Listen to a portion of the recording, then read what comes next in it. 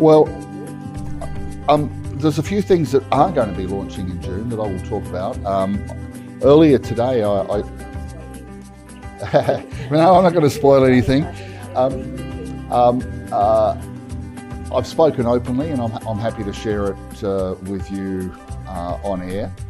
I signed an agreement with Ateneo this morning, and that agreement will see our educational services people who have been running various courses for a few years now, 4 or 5 years, and we're going to be working with the university staff in the April to June period to educate and train them on blockchain. And during that period, we'll be formulating the curriculum for 1 or 2 blockchain courses that Ateneo will offer to students in the September to December, August to September timeframe. So that's very, very pleasing. It's an extension of the discussions and objectives around Bataan, around education, training, cross-skilling. These courses aren't technical courses. They could be, but they're deliberately aimed at blockchain leadership, and they're deliberately aimed at students who are in their 3rd or 4th year of university studies. And in addition to that, we're going to be, whether it's sponsoring, providing a grant, or supporting projects for 3 PhD students, so that they can further their research and investigations into blockchain.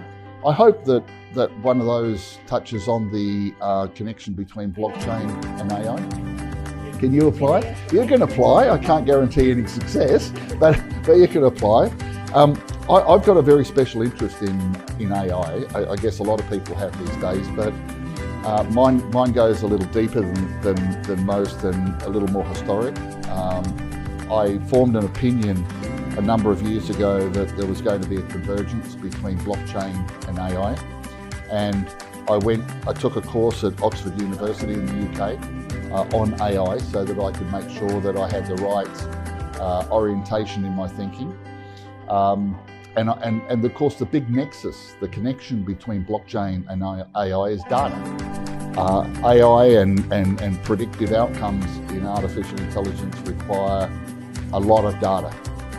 And blockchains are all about lots of data.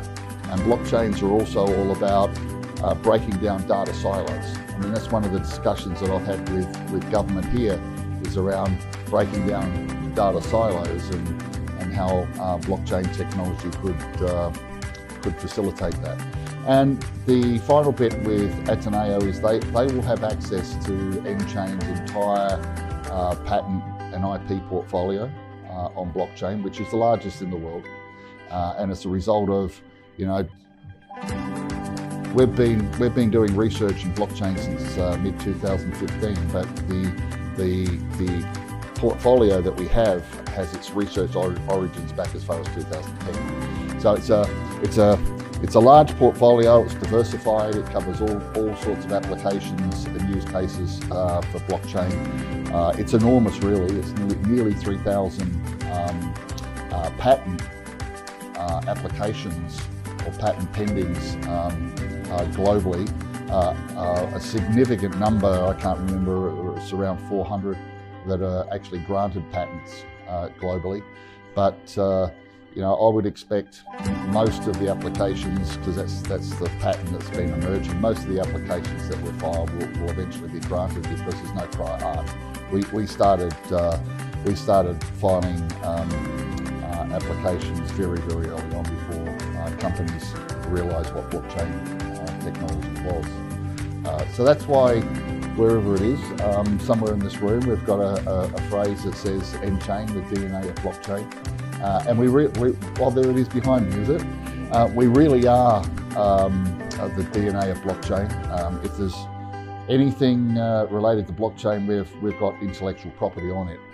And we talk about Web3, the enormous array of of intellectual property we have about Web3 applications and metaverse is second to none in the world. And we're pretty serious also when we say that if you're building Web3 applications, or if you're an organisation that has a very prominent Web2 presence, and you want to be relevant in the Web3 space, you really do need to be talking to us. So there we go. That's what's happening here in the Philippines. It's very exciting for me personally, as I said, and I really do look forward to some further meetings that I'm going to be having tomorrow, which I half expect will lead to yet another announcement that we'll be making formally next week.